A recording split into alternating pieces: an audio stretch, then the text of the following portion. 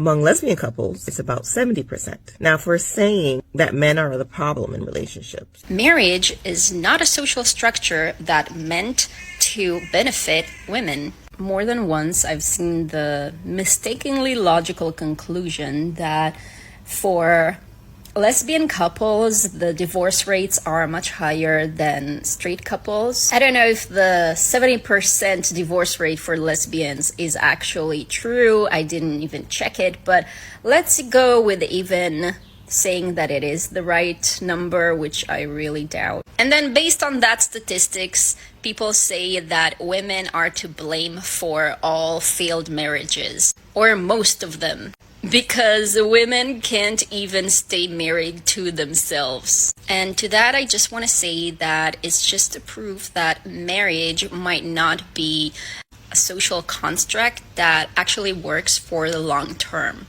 Maybe marriages that end with divorce after about a decade are not failed marriages, but just marriages that ran their course. And probably straight marriages ran their course after about a decade as well. The difference by the statistics of divorce between lesbians and straight couples is more likely be associated with the social dynamic that women has a lot harder time to leave a marriage from a man when there's a power dynamic, financial or emotional, some sort of power balance that makes it so much harder for them to leave.